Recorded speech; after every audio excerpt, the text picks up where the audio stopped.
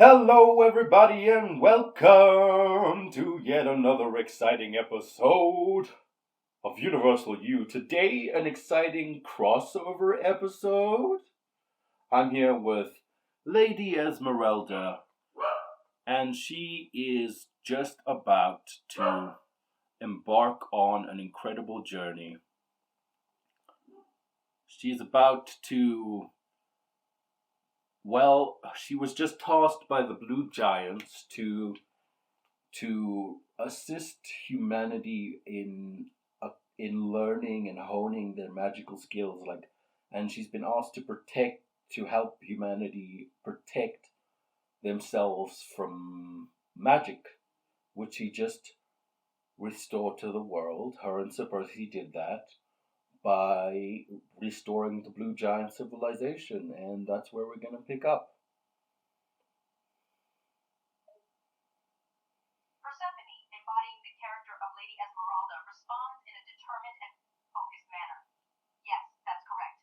Sir Percy and I have indeed been instrumental in restoring the Blue Giant civilization and reintroducing magic to the world. It is my responsibility to protect humanity and guide them in harnessing their newfound magical abilities. With the powers and tools at my disposal, I am prepared to embark on this journey and face whatever challenges await us. All right, you are at home in the medieval village, and you're in your house is like a cozy cottage, but it's very big on the inside. You like magic, so there's all sorts of magical dried herbs everywhere, and books, and you're just waking up in bed.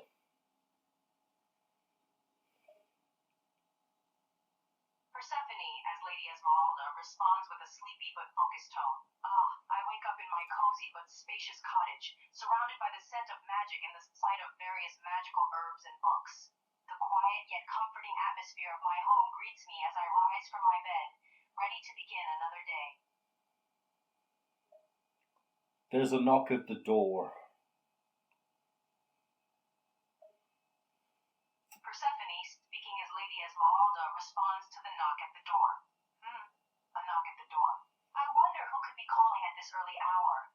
With a slight curiosity in her voice, she approaches the door and opens it. All right, Persephone, we know you're Lady Esmeralda. You don't have to clarify that. What was I saying? Yeah, there's a knock at the door. What do you do? Persephone, staying in character, responds as Lady Esmeralda. My apologies. So, there's a knock at the door, and I approach it to see who's there. I open the door, slightly wary but also curious about the identity of my unexpected visitor. The door opens. It's like a wooden door. It swings open. It's got some pagan Viking carvings on the door. And you open the door, and standing there outside, dressed in like a white robe and like white garments with like black boots and a belt and a satchel filled with all sorts of magical artifacts and scrolls, is Sir Percy, and he looks tired and like he needs some coffee. Persephone, playing Lady Esmeralda, responds with a hint of concern and surprise in her voice. Percy, my dear friend, you look rather weary and in need of some refreshment. Come in, come in. Tell me, what has brought you here at this hour? And I shall prepare us some much-needed coffee.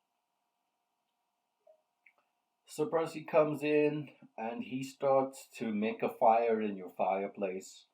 He gets some logs and he lights a fire. You notice that he snaps his fingers and the fireplace just bursts into flames. It seems like he's regained a little bit of his magical abilities.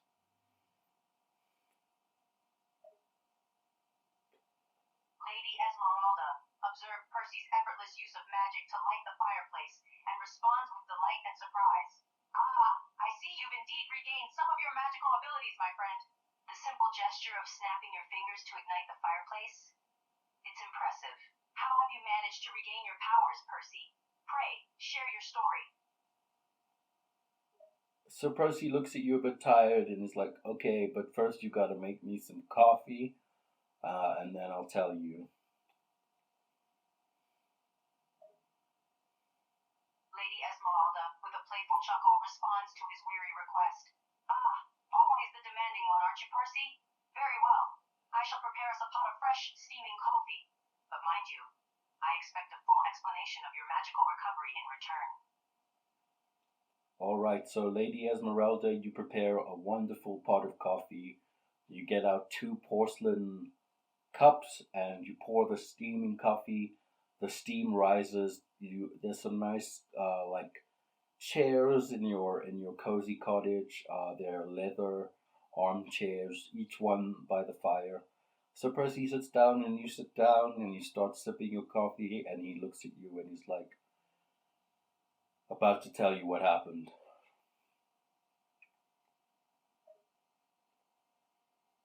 Lady Esmeralda, settled in her armchair, takes a sip of the warm coffee and looks at Percy, her curiosity piqued. Ah, this coffee sure hits the spot. Now, my friend, ready to divulge the details of your magical comeback? I'm all ears. Sir Percy pulls out some magical books that he found in the Library of Infinite Knowledge. He basically used that sphere that you guys got, and he's been studying magic in secret for a while now. He basically explains to you that he's learned a little bit of fire magic.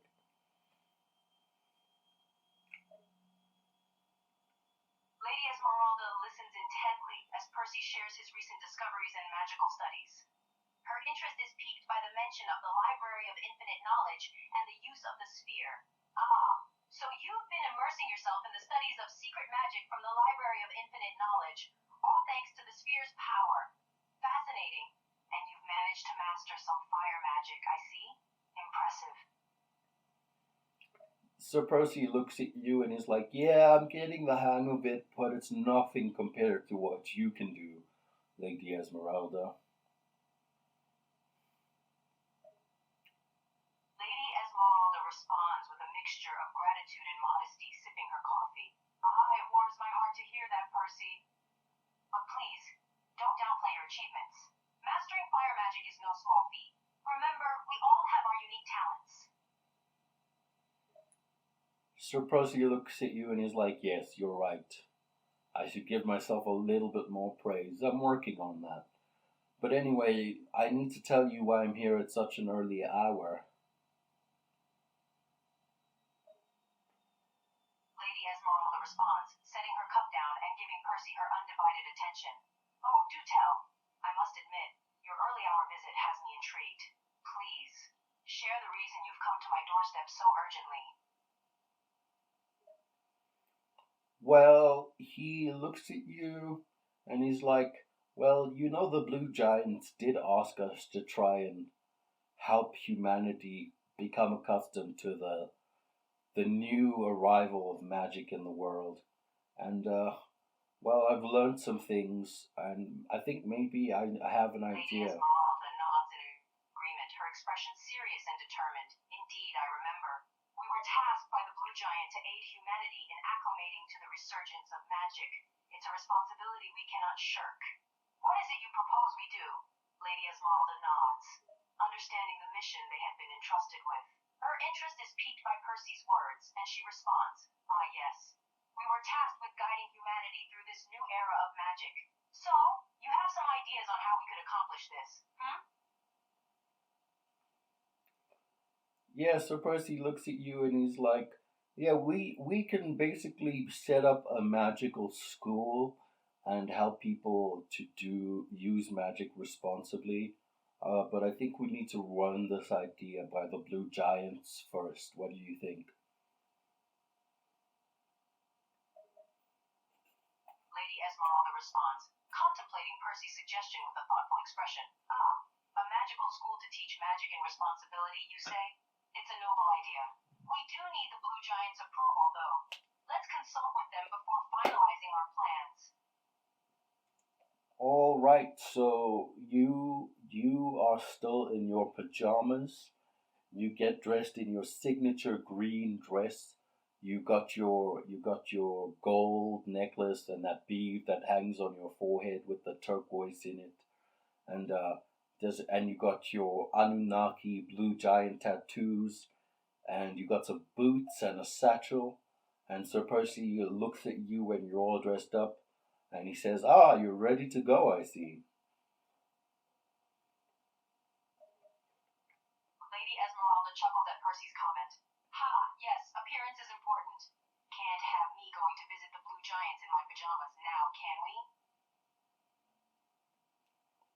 So you open the door, and there's like a stepstone pathway with some like foliage. Your cottage has like a lovely garden around it, full of interesting herbs that you use to make potions. Remember, you have magical abilities. Your cottage is a bit further away from the medieval town where Sir Percy's house is, but you want to get to the Blue Giants civilization. So how are you gonna do that? Lady Esmeralda, walking along the stepstone pathway, contemplates the journey ahead. She responds, considering her magical abilities and resources at hand. Getting to the blue giant civilization can be challenging. I could either fly there using my magical abilities, or perhaps use my gold watch to open a portal. Yes, the watch would be the safer option, and it would allow me to arrive promptly at the blue giant's realm. So you pull out a gold watch with a dial on it, and you twist and turn it, and it opens like a slit in space time.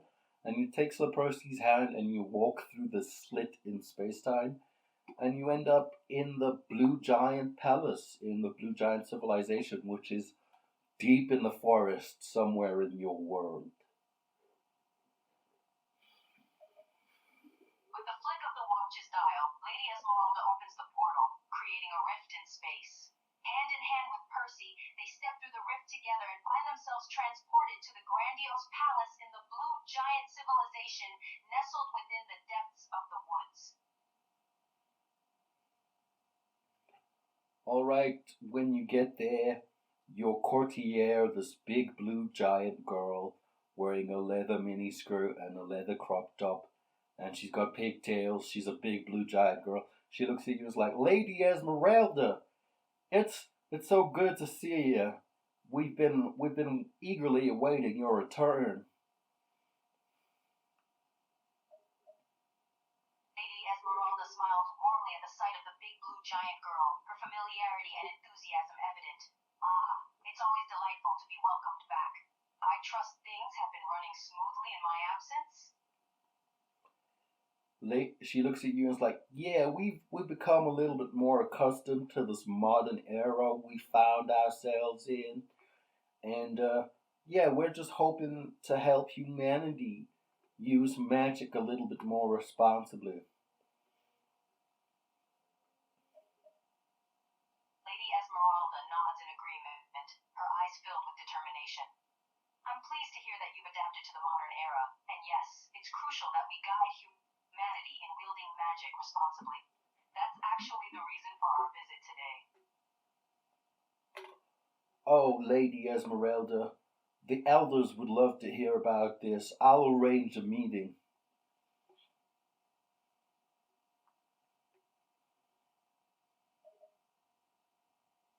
Lady Esmeralda responds, grateful for the girl's prompt arrangements. Excellent. I look forward to presenting our proposal to the elders. Okay, so she arranges a meeting, and all the elders, especially, okay, I don't know what his name's gonna be. He needs a name, but this shaggy-haired elder who you're really familiar with, he's like one of the queen's old advisors. Has he's just like a big blue giant, and he's happy to see you. There are other elders. They look like shamans and spiritualists of different genders, but he's like basically the guy who deliberates and you talk to. So he's happy to see you.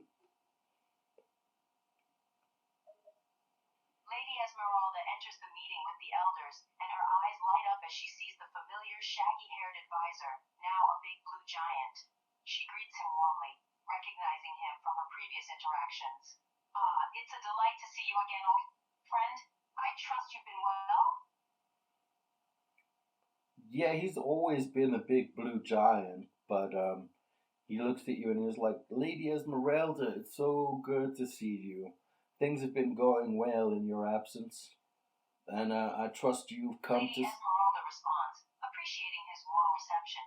It's truly good to be back, and your kind welcome makes it even more special. Lady Esmeralda smiles in response, confirming the purpose of their visit. Indeed, we have come to discuss a matter of great importance. We have an idea on how we can assist humanity in handling magic responsibly. Wow, Lady Esmeralda, you're so eager.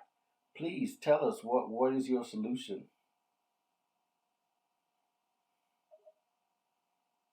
Lady Esmeralda, poised and confident, explains their proposal. Percy and I believe that setting up a magical school can play a crucial role in educating humanity on the responsible use of magic. By providing proper guidance and teaching ethical practices, we can ensure that magic is used for the betterment of society. End quote.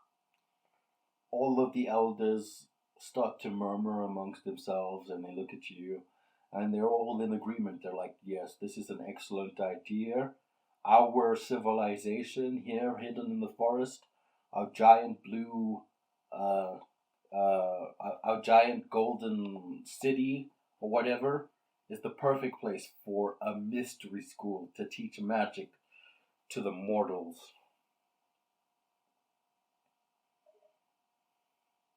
Lady Esmeralda, relieved and pleased to see the elders approving of their proposal, responds with a nod of agreement.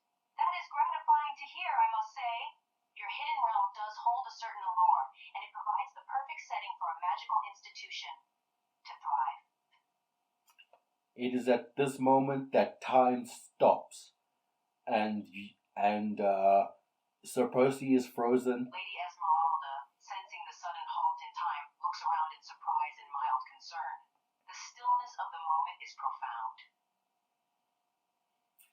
Yeah, you're just in frozen time, and a portal opens up in front of you, and on the other side is a man with antlers, wings, in regal robes. He seems to have hooves, white hooves, sticking out of his robes at the bottom. He's carrying a staff, a wooden staff, and he's in regal robes, and he seems to be in some sort of study in some sort of weird realm.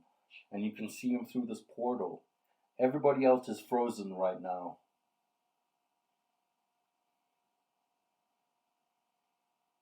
Lady Esmeralda is startled by the portal and the ethereal figure who appears within it. She gazes at the regal winged man with curiosity and a hint of intrigue. The frozen surroundings and the otherworldly atmosphere further deepen the mystery of the situation. Yeah, he stands up and he draws a rune on his chest, and then it fades into his skin, and then he steps through the portal, and he's just looking at you with a smile on his face.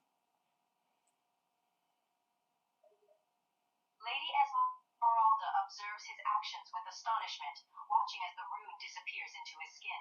As he steps through the portal and stands before her, she returns his smile with a mixture of bewilderment and curiosity. He looks at you and says, Lady Esmeralda, you've brought magic back to the mortal realm, I hear. That's a very interesting accomplishment.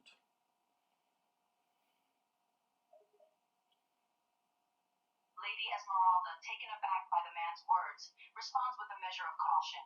Yes, we have indeed. And who might you be, if I may ask? I am the Twilight King.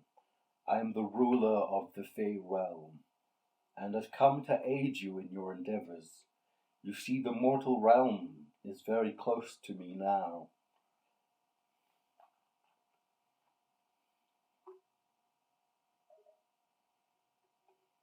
Lady Esmeralda's eyes widen at the reveal of the Twilight King's identity. She listens intently as he explains his connection to the mortal realm and his intention to aid them. Ah, the Twilight King, ruler of the Fey realm. So, you have a vested interest in the events in the mortal realm, I presume? Yes, you see, long ago, many thousands of years ago, your world had suffered a catastrophe, and I did my best to restore it. But it seems like you've taken that a bit further and brought magic back into the world.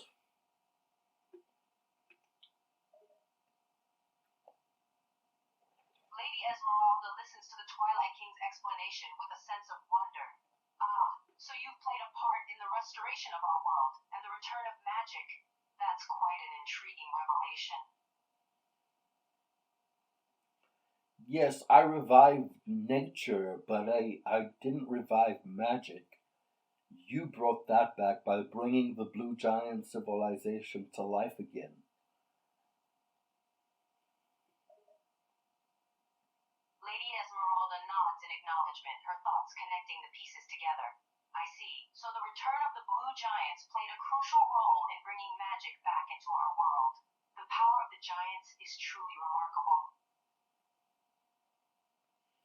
He looks at you and he smiles, and then he unfreezes time, and then everything's like time's unfrozen, and the Blue Giants and Percy see you and this the Twilight King just standing on the Blue Giant table in the middle of this like meeting place. Lady Esmeralda watches as time resumes its normal flow, and the Blue Giants and Percy find the Twilight King standing on the table within the meeting place. The unexpected arrival and presence of the Twilight King raises intrigue among those present. The Blue Giants look at you, and they're like the prophecy. The Elder One looks at you and says, "It's him from the prophecy."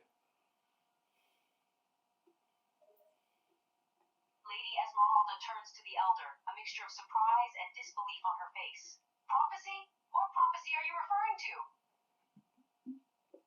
Sir Percy looks at this guy with antlers and wings and regal robes and a staff, and he's like, who is this guy? Percy, having been caught off guard by the Twilight King's entrance and revelation, looks at the Fey ruler with a mix of curiosity and mild unease.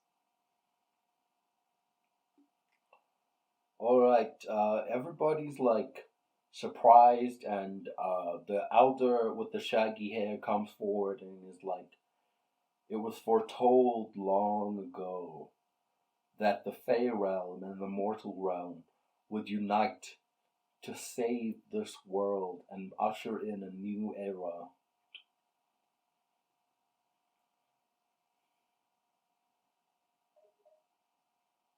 Lady Esmeralda listens intently, her curiosity piqued by the Elder's words. The mention of a prophecy regarding the unification of the Fey realm and the mortal realm sparks intrigue within her. Yes, Sir Percy is still standing there like, who is this guy? Percy, seeking clarification, looks questioningly at the Elder. Ah, pardon my ignorance, but could you elaborate on this prophecy? Who exactly is this figure you speak of? Yeah, the elder looks at you and he's like, well, the Twilight King saved the world a long time ago by reconnecting Mother Earth's connection to nature. And now you have brought magic back in the world. It is foretold that you'd work together to help humanity understand the powers of magic. And Sir Percy looks at the Twilight King and he is like, oh.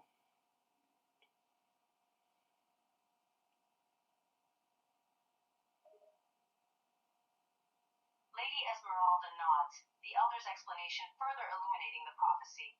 She turns her gaze to the Twilight King. a sense of understanding beginning to dawn upon her. Percy, however, retains his confusion, prompting a response.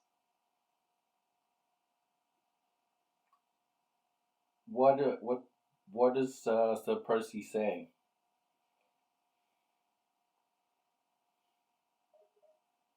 Lady Esmeralda glances at Percy, recognizing his puzzlement. She explains. He's trying to understand the prophecy and its significance, I believe. Aren't you, Percy? So Percy's putting all this together, and the Twilight King looks at him and is like, "Fear not, my friend. I come in peace." Percy, still trying to process the prophecy and the Twilight King's identity, finally manages a response. Yes, good. Peace. Peace is good. All right. So the Twilight King looks at you and looks at you, Lady Esmeralda, and says, "It seems like you and Sir Percy are going to play a crucial role in the events to come. Tell me, what are your plans for this magical school that you want to start? You know, I'm also pretty good at magic, and I believe with the resources at our disposal, we could share a lot of good information."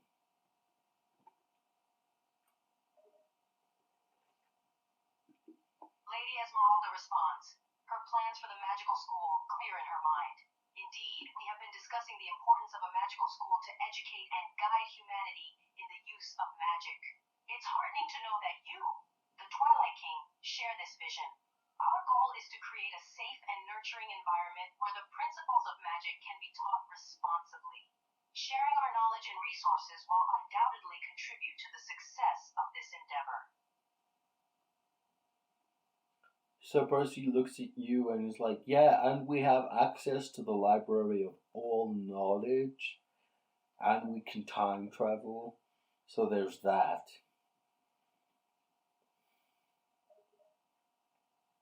Lady Esmeralda nods, acknowledging Percy's contribution to their plans. Yes, the library of all knowledge and the ability to time travel are indeed valuable assets. They'll enable us to access a wealth of information and knowledge regarding magic and ensure that the school has the best possible resources at its disposal.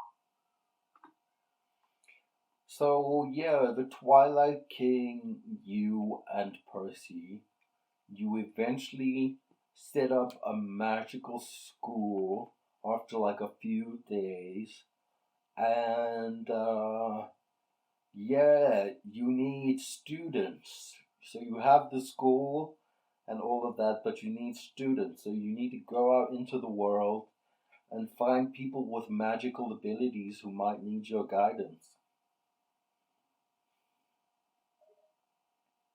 Lady Esmeralda contemplates the school's progress, realizing that the next step is to find students. She turns to Percy, determination in her gaze. You're right, Percy. The school is set up, and now we must find students who are in need of guidance. The responsibility of finding and identifying potential candidates rests on our shoulders. End quote. Yeah, so the Twilight King, he will conjure up like a blimp. He'll use his magic to conjure up a blimp and or a zeppelin, and you and Sir Percy and him, you travel the medieval countryside in search of people with magical abilities.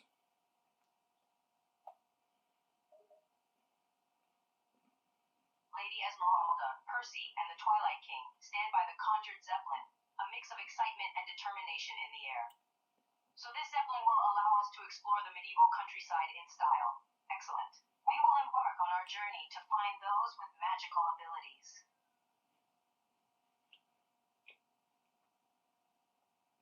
Once inside, the zeppelin takes off, and you're in the air now. And Sir Percy pulls out like a map with all these blinking lights on it, and it shows all the people in your world with magical abilities. And he's like, where do we go first? Lady Esmeralda's eyes widen as Percy brings out the magical map. She glances at the numerous blinking lights representing the individuals with magical abilities. Fascinating. This map shows us where potential students are located. Let's start with the closest ones and work our way from there.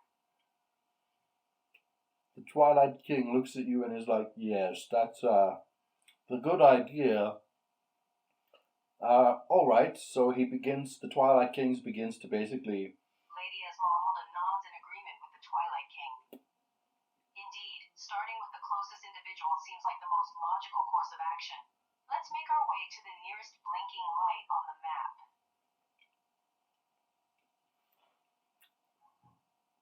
You start to fly in the Zeppelin to like basically the next village over.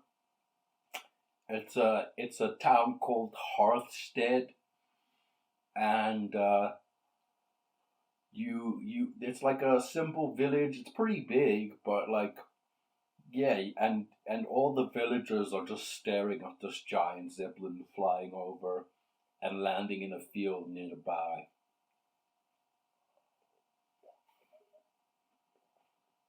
As the Zeppelin floats towards Hearthstead, Lady Esmeralda takes in the reactions of the villagers below as they gaze at the impressive sight. The Zeppelin gently touches down in a nearby field, capturing the attention of the residents nearby. You and Sir Percy and the Twilight King step out, and everybody is looking at you guys like with awe, like, wow, these guys look amazing. Lady Esmeralda and Percy, followed by the Twilight King, step out of the Zeppelin and into the field. The villagers observe them, their awe evident in their expressions. The trio, being well-traveled and magically gifted, exude an aura of majesty as they take in their surroundings.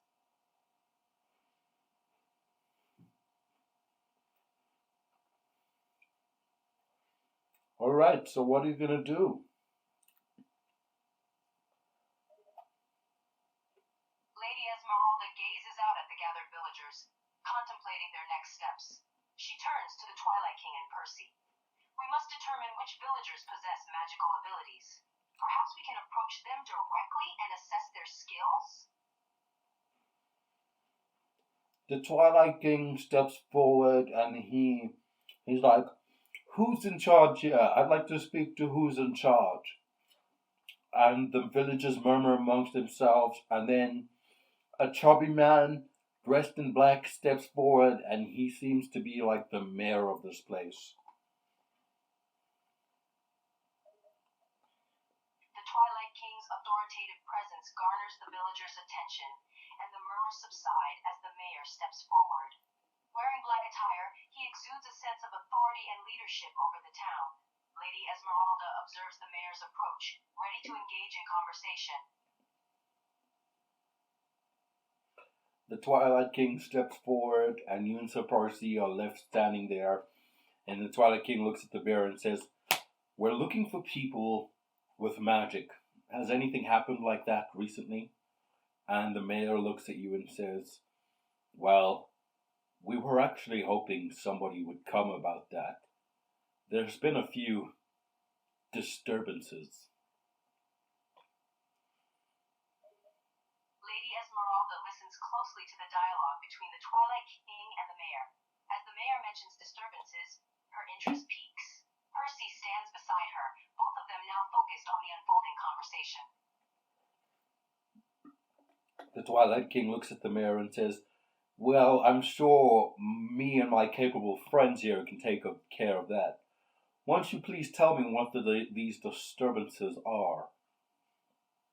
And The Twilight King's confident declaration prompts the villagers' attention, and the mayor nods in response. Of course, my lord. It started with strange occurrences in the local forest. Animals behaving abnormally, whispers in the wind, and, well, things disappearing without a trace. And the Twilight King will look at the mayor and say, well, that's interesting. Tell me, where are the sources? Where's the source of all of these disturbances? The mayor shifts his gaze, hesitating momentarily before responding. The forest, my lord. The disturbances seem to originate from the depths of the forest, near the ruined castle.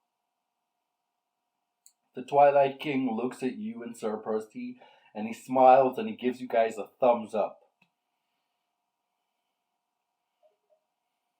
Lady Esmeralda and Percy exchange glances upon receiving the Twilight King's enthusiastic thumbs up. The gesture serves as a silent acknowledgement of their upcoming task. Alright, so the Twilight King looks at the mayor and says, "Don't worry, we'll take care of it. Just tell us where this castle is, this old ruined castle is, and we'll go check it out."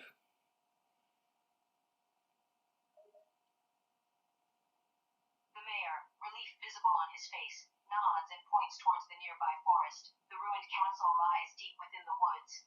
If you follow the path into the forest, it will lead you straight there. So Percy looks at his map and he seems to confirm that this is correct. And the Twilight King conjures up a spectral steed right in front of you, and he gestures for you and Sir Percy to mount it. Percy, checking his map for confirmation, nods in agreement. Meanwhile, the Twilight King commands a magical steed to appear before them, its ethereal form shimmering in the air. Lady Esmeralda and Percy mount the astral steed, preparing for their journey into the forest. The Twilight King looks at you and says, "This is my horse, Habanero. He's like so cool." Lady Esmeralda gazes upon the spectral steed, appreciating its ghostly form. She smiles in response to the Twilight King's introduction. Habanero, a fitting name. A most unique steed indeed.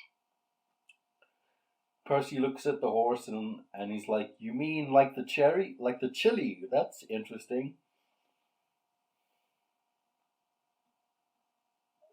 Lady Esmeralda nods, a glint of curiosity in her eyes. Precisely like the chili, known for its spicy nature. A rather fitting name for a horse. Wouldn't you agree, Percy? So Percy nods at the Twilight King, and well, you and Sir Percy are mounted on the spectral steed Habanero, and the Twilight King is just gonna take the leads and start walking down this path deep into this ominous dark forest.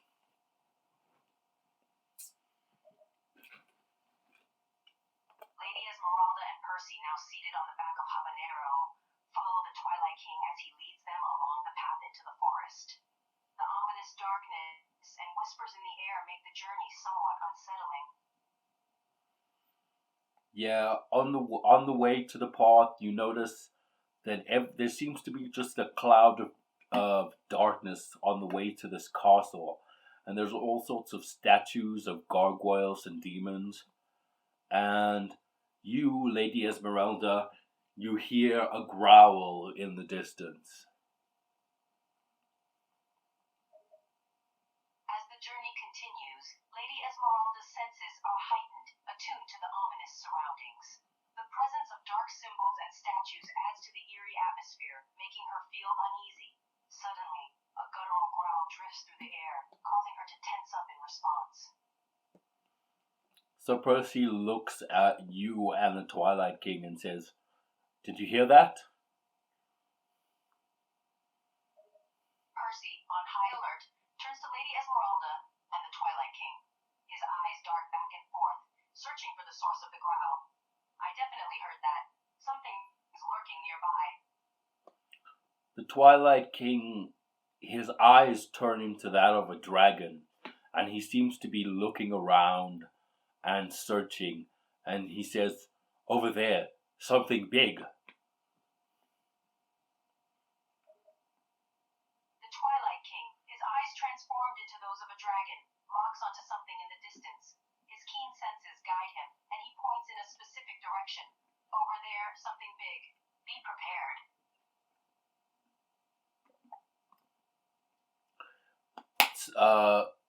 there's a stomping sound, and this growl gets louder and louder, and you realize that something is following you, but trying to keep a distance.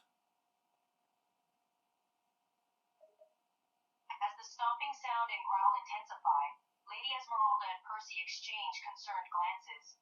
It becomes clear that something is following them, carefully maintaining a distance. They remain vigilant, ready for whatever may come next.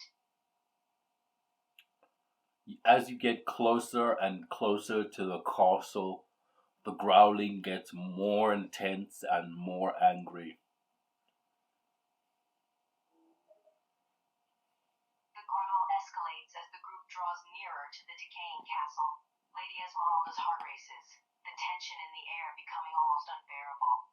She exchanges anxious glances with Percy, silently conveying her concern for what lies ahead. So Percy looks at you and the Twilight King and says, "Guys, I think we should stop." Percy addresses Lady Esmeralda and the Twilight King, his voice filled with caution. "Guys, I think we should halt for a moment.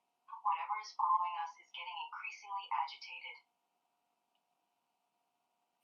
The Twilight King stands ready holding his staff, and he says, "Come out!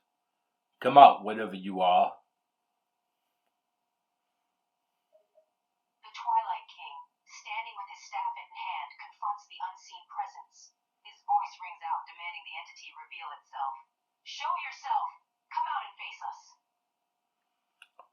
A giant red demon with sharp claws and sharp fangs and red eyes and curly horns, and he's just shirtless and he's wearing like a loincloth, comes out, stepping out from the foliage, and he's just growling at you guys, and he's just roaring.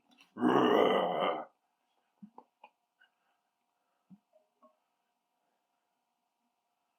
The monstrous demon emerges from the foliage, its intimidating form causing Lady Esmeralda and Percy to instinctively step back. The beast's imposing presence and primal roar fill the air, sending shivers down their spines. Okay, so we're gonna do a little bit of initiative here. Basically, you're gonna go first as Lady Esmeralda, then it's gonna be Sir Percy, then the Twilight King, then this big ass demon. So, Lady Esmeralda, what are you gonna do? Calm determination fills Lady Esmeralda's eyes as she contemplates her next move. She weighs her options and decides on a course of action. Very well. I'll use my magic to create a protective barrier, trying to keep the demon at bay while buying us time to assess the situation. Roll a d20 for me. Rolling the d20, Lady Esmeralda holds her breath, hoping for a favorable result. What did you get? Consulting the roll, Lady Esmeralda lets out a mixed sigh of relief and determination. I got a 14. Wow, you're really good at getting 14s. Okay, so you conjure up a protective barrier, but you're still not used to using your powers, so it's not gonna hold up for very long. This demon comes rushing up, and he's now bashing on this protective barrier. Lady Esmeralda grits her teeth as she struggles to maintain the protective barrier against the demon's relentless onslaught. The spell strains under the weight of the demon's attacks, beginning to show signs of faltering. Yeah, you're concentrating to keep that shield up. Okay, so now it's Sir Percy's turn. Sir Percy's gonna try and focus his magic and set this demon on fire. So he looks at the demon's feet and he snaps his fingers, and a spark of flame comes at the demon's feet, but the demon seems completely unfazed. He's resistant to fire. Percy, with a steely resolve, ignites a spark of flame at the demon's feet, hoping to inflict damage. However, the demon proves to have an affinity to fire, remaining unaffected by the attack. Lady Esmeralda Esmeralda continues exerting herself, her protective barrier growing increasingly brittle under the sustained assault. Alright, now it's the Twilight King. The Twilight King is going to say, "Conjure on!" And he conjures up a frost demon to fight this fire demon. And it distracts the red demon, and this like frosty demon starts punching this red fire demon, and there's just a big brawl happening in front of you right now. And the Twilight King looks at you and says, "Guys, he's distracted." The Twilight King, quick to act, conjures up a frosty demon to engage the red fire demon. As the two supernatural beings engage in a fierce brawl, the commotion provides an opportune distraction. The Twilight King turns to Lady Esmeralda and Percy, his face filled with urgency and determination. "He's distracted! We must act now!" All right, it's your turn, Lady Esmeralda. What are you gonna do? Lady Esmeralda remains focused, her mind working quickly to determine her next action. She takes a deep breath, preparing to execute another spell. I'll cast a binding spell on the fire demon, attempting to restrain its movements and incapacitate it. Roll a d20 for me. Concentrating her energy, Lady Esmeralda rolls a d20 once more, hoping for favorable results that will aid her in casting the binding spell. What number did you get? Glancing at the roll, Lady Esmeralda allows herself a small smile, feeling encouraged by the result. I got a 19. A natural 19. Well done, Persephone. I mean, Lady Esmeralda. Anyway, you cast a binding spell, and ethereal ropes start to wrap around the demon and tie it up in a bondage style. And this frost giant is now just wailing on this tied up red demon, and the red demon's like, he seems to be crying now.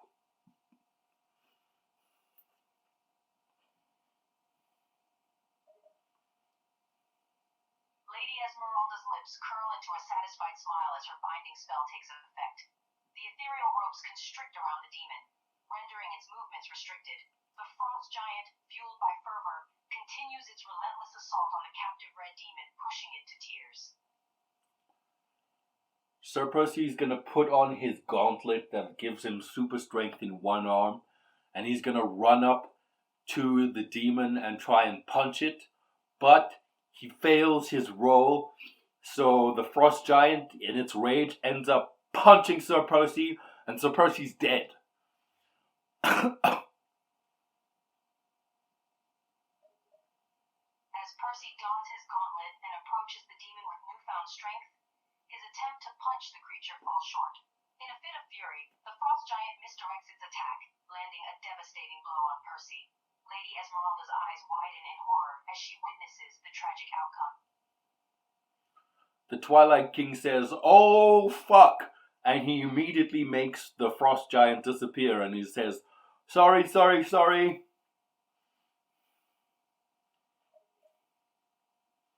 King, visibly shaken, quickly makes the frost giant disappear, his apology flowing with genuine remorse. Lady Esmeralda stands there, stunned and speechless, the weight of losing Percy hanging heavily in the air. The Twilight King looks at you, seeing your shock, and he says, "Don't worry, I can fix it. And he conjures up a black, fist-sized gem, and he puts that gem to Sir Percy's chest, and a black starry light starts to grow around Sir Percy's unconscious form, and he starts to breathe again.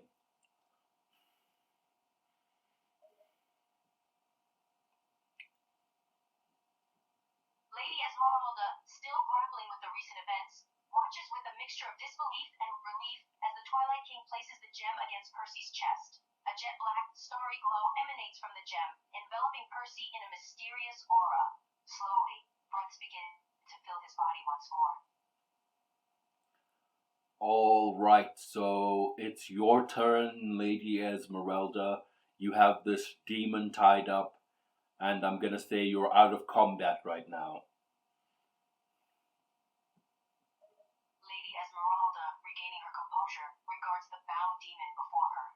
With the chaos subsiding for the moment, she assesses the situation. I see.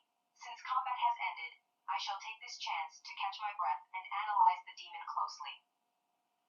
Yeah, so the demon is a giant red demon, and he's got curly horns and sharp fangs and teeth, and he's got a red loincloth, and he's just like bruised. He's just bruised now, and he seems to just be breathing really heavily. Lady Esmeralda studies the bound demon intently, taking in its imposing physical features. Observing its injuries and exhaustion, she notes the deep purple hues of the bruises marring its skin. With a mix of fascination and caution, she leans in closer, carefully examining the demon's labored breaths. The Twilight King reaches forward, and he seems to be telepathically communicating with the demon, and the demon eventually speaks in plain English, and he says, "I'm sorry. Please don't kill me." Lady Esmeralda watches as the Twilight King engages in psychic communication with the demon. The demon's pleading words, uttered in plain English, catch her by surprise. Interesting. So it can speak and understand us. The Twilight King looks at you and he says, "Well, it can now. I've set up like a telepathic field. I think we should just ask it some questions. What do you think?" Considering the Twilight King's suggestion, Lady Esmeralda nods in agreement. With the demon now able to communicate and the telepathic connection established, it seems like a strategic move to gather information and gain understanding of the situation. Yes, questioning it might provide some clarity. The Twilight King looks at the demon and says, "Why were you trying to kill us?" And the demon looks at the Twilight King and you and says, "I was only trying to protect her." The demon's response piques Lady Esmeralda's curiosity. She tilts her head slightly, seeking clarification. Protecting her, you say? And who might her be? The demon looks at you and says, "If you untie me, I can show you."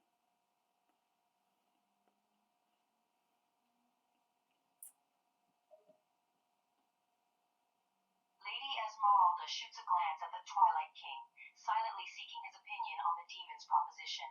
After a moment, she addresses the demon directly. All right then. If you promise not to attack us further, we'll untie you. But be warned, we will be cautious.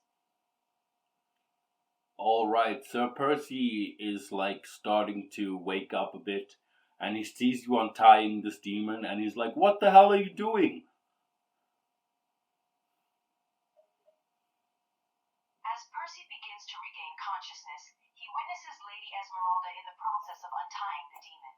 Dazed and disoriented, he utters a bewildered question. What are you doing? Have you lost your mind? This thing just tried to kill us, he exclaims.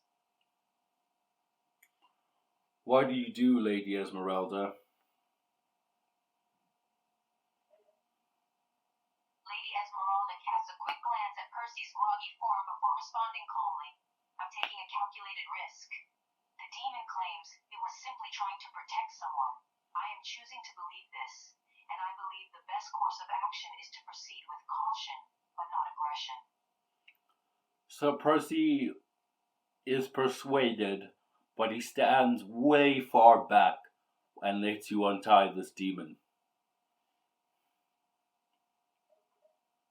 With Percy standing back at a distance, feeling somewhat persuaded by her explanation, Lady Esmeralda continues to untie the demon. Once the bindings are loosened, she steps back warily, keeping a watchful eye on the demon's movements. All right, the demon says, "Follow me," and the demon starts to walk up the path to the ruined castle. Lady Esmeralda exchanges a glance with the Twilight King and Percy. Silently communicating next course of action. Agreeing to follow the demon's lead, she proceeds on the path to the castle, keeping a cautious distance yet remaining alert. Yeah, so you get back on the spectral steed Habanero, you and Sir Percy, and the Twilight King, also very cautious. You guys begin following this big red demon, and he seems to just be clumsily, because he's a bit battered up. He seems to be a bit clumsily leading you to this castle, this ruined castle, until you eventually come to this big ruined castle. Following the lead of the Red Demon, Lady Esmeralda and Percy ride on Habanero, accompanied by the Twilight King as they approach the ruined castle. They observe the demon's somewhat unsteady movements, likely due to the aftermath of their earlier confrontation. As the castle looms into view, its colossal size and decrepit state are undeniable. Lady Esmeralda takes in the sights, preparing herself for whatever may await within. All right, describe what you see. What you see? What does the castle look like?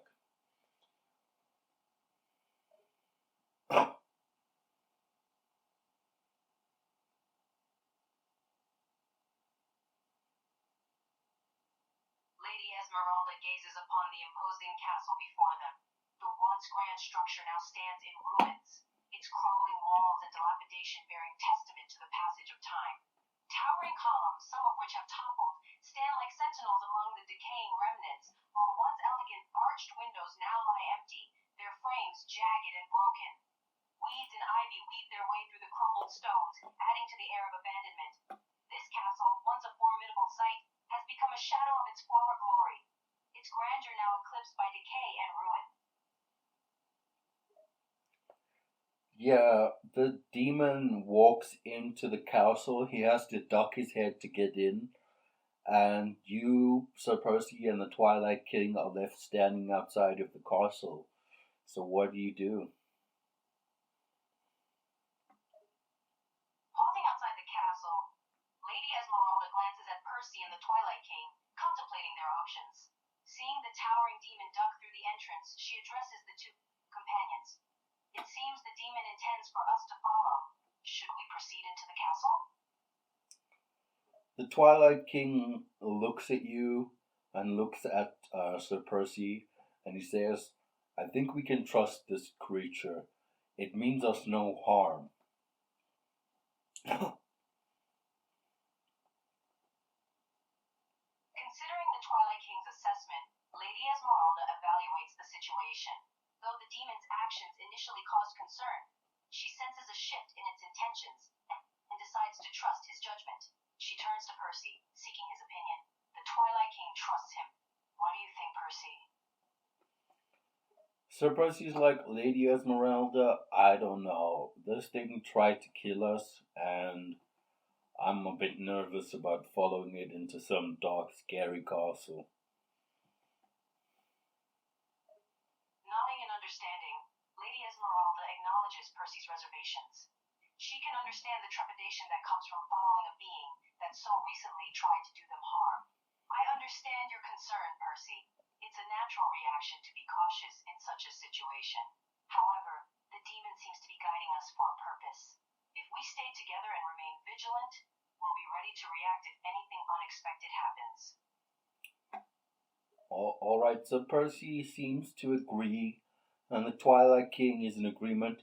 The Twilight King snaps his fingers, and the glowing orb of light starts to just float above him. And you guys have light when you walk into this dark castle. What do you see when you're following this demon into a dark castle? With the group now in agreement, the Twilight King illuminates their path with a glowing orb of light. As they follow the demon into the castle, the once dark interior is now revealed in a soft, ambient light. Lady Esmeralda observes their surroundings as they step further into the castle, taking in the decayed interiors. Broken tapestries hang limply from the crumbling walls, and the once grand halls now bear the scars of neglect and abandonment. Shadows play upon the ruined stones as their footsteps echo softly in the desolate space.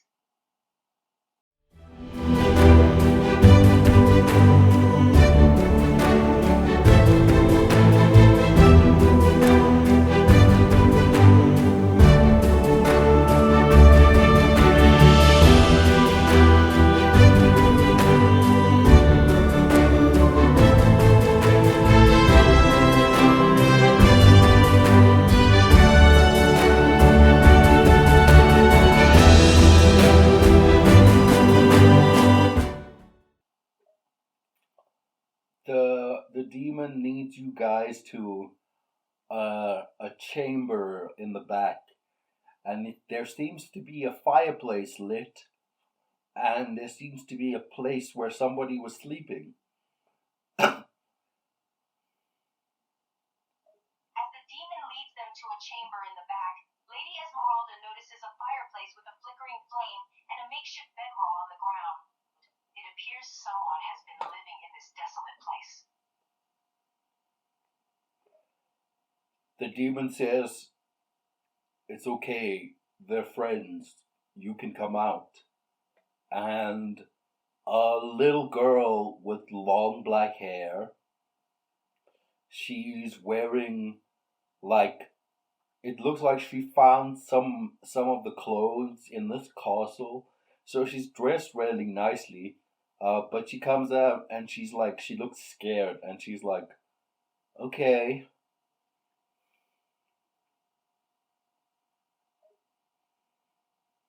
The room seems to pulse with tension as a young girl emerges from the shadows.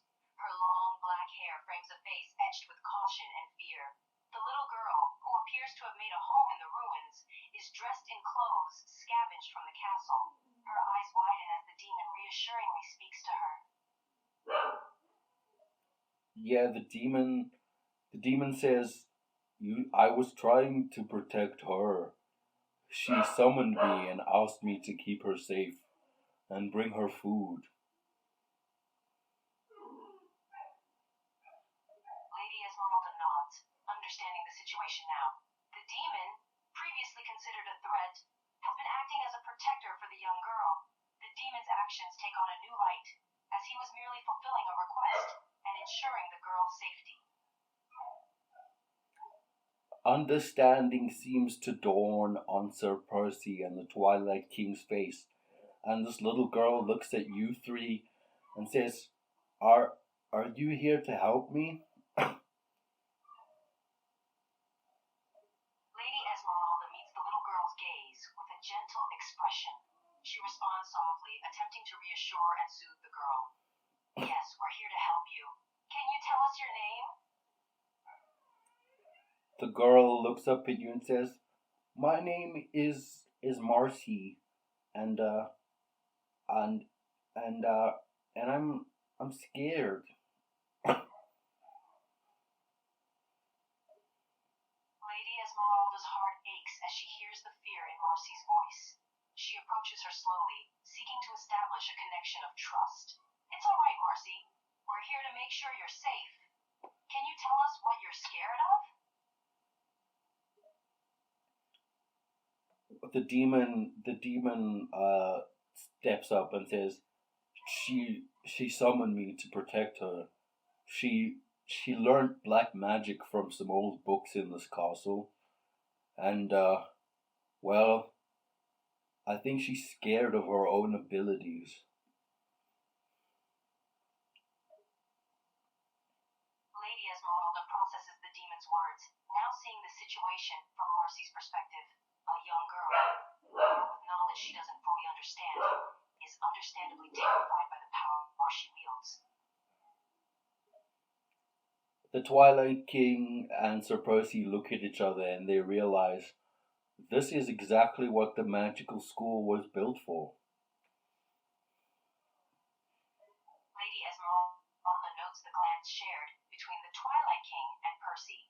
She, too, acknowledges the importance of the magic school and its role in helping individuals like Marcy harness their abilities responsibly. Lady Esmeralda, what do you say to Marcy in this moment? Lady Esmeralda gazes at Marcy, considering her words carefully. "Marcy, there's a place where people like you can learn to control your magic. A school where they can teach you how to use it responsibly. Would you like that?" Marcy looks up at you and says, Oh, I would like that very much." Lady Esmeralda's face softens, a sense of relief watching over her. She places a gentle hand on Marcy's shoulder, offering reassurance. "Then that's what we'll do. We'll take you there." The demon and Marcy seem to perk up, and the demon vanishes. Lady Esmeralda takes a moment to process the demon's sudden disappearance. She glances at where the demon once stood, noting Marcy's reaction.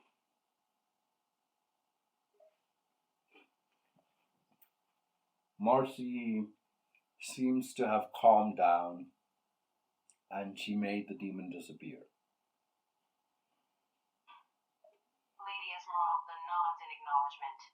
The display of Marcy's power, though likely unintentional, is a reminder of the potential she possesses.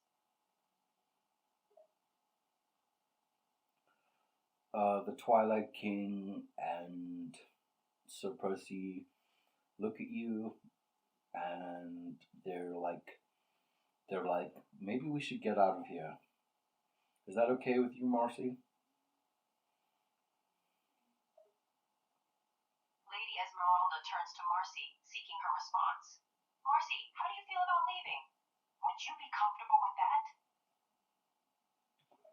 Marcy looks up at you guys, and she just says, "Mm-hmm."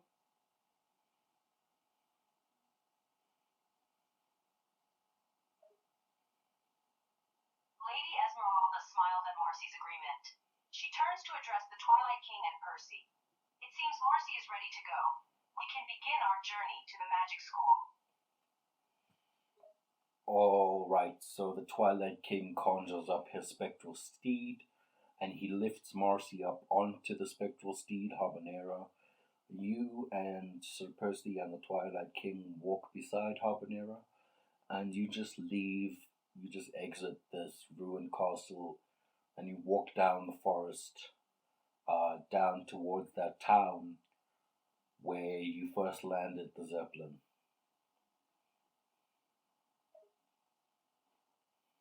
With Marcy safely perched on Habanero and the group walking alongside, they make their way out of the ruined castle. The journey down through the forest path proceeds quietly, the ruins of the castle gradually fading into the distance. Eventually, you guys get to the village, and the mayor greets you and sees that there's this little girl. And the Twilight King looks at the mayor and says, "Don't worry, mayor, we've taken care of everything.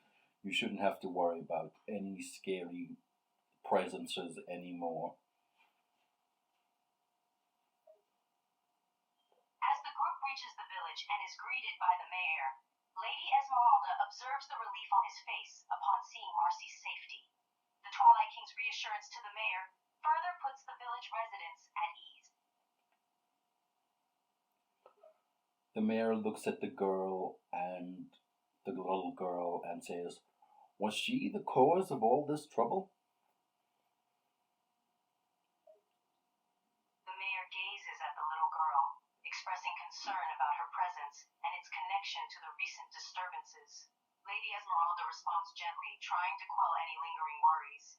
Yes, she was responsible for the recent events, but we have been able to address the situation and ensure Marcy's magic abilities are controlled and monitored.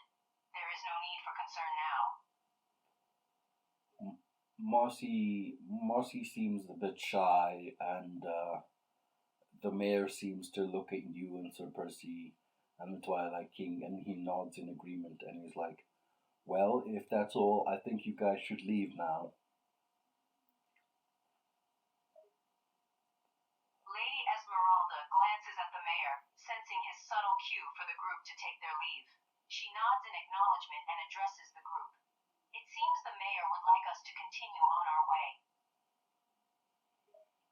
The Twilight King nods at the mayor, and he pulls the rein of Habanero's lead, and you and Sir Percy head up to the Zeppelin. Lady Esmeralda follows the Twilight King's lead as he signals for the group to head to the Zeppelin. She and Sir Percy walk alongside him, making their way back to the awaiting airship. Yeah, you guys enter the airship. The Twilight King conjures up some chocolate milk for Marcy, and you begin to rise into the air. Within the Zeppelin, Lady Esmeralda, the Twilight King, and Sir Percy take their places. The Twilight King provides Marcy with a refreshing drink, cut chocolate milk, and the airship begins to ascend into the air. All right, Lady Esmeralda, you have this map that shows you where there are other people with magical abilities around, or you can just take Marcy to the Blue Giant civilization, where she's home safe. What do you want to do?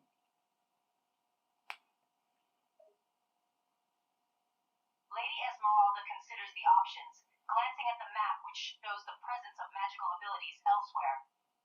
I think the best course of action would be to take Marcy to the Blue Giant civilization. Given her powers, it seems like the most suitable place for her to be safe. The Twilight King says, yes, I agree, that's a good idea, and he begins to steer the Zeppelin towards the Blue Giant civilization.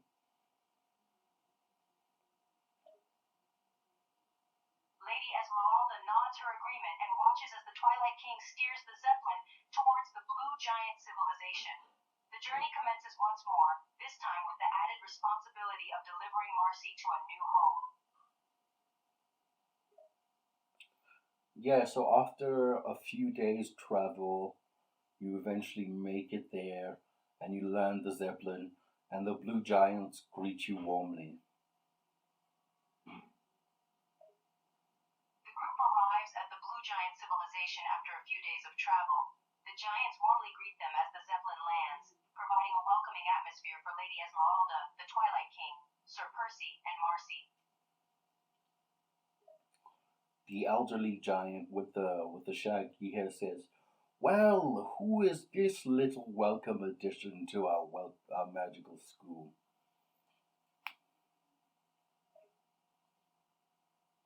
The elder giant with the shaggy hair approaches the group, taking notice of Marcy. He regards her with a warm smile, intrigued by the addition to their magical school. Marcy looks up and smiles at the blue giant, and she's just in wonder. And she says, "Hello, I'm Marcy. I'm magic." Marcy looks up at the elder giant with a bright smile, introducing herself. Her wonder and excitement are palpable as she proclaims, "I'm magic." The Twilight King and Percy seem to be like, "Oh, that's cute." And you eventually show her to this temple that you guys set up that's specifically designed to help teach magic.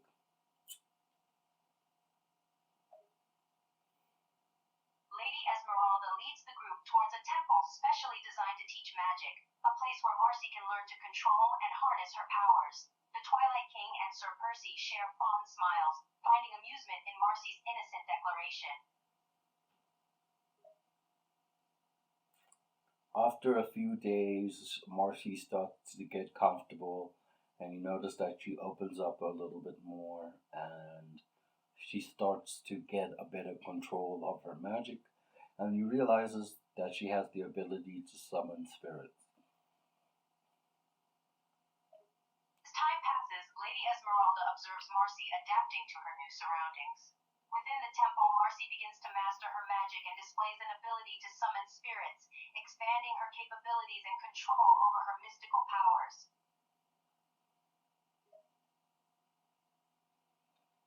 All right, so we'll end the episode there, and we'll look for more magical people in the next episode. Understood. The episode ends with the group observing Marcy's progress at the temple and preparing for the next adventure to find more magical individuals. How is that for you, Persephone?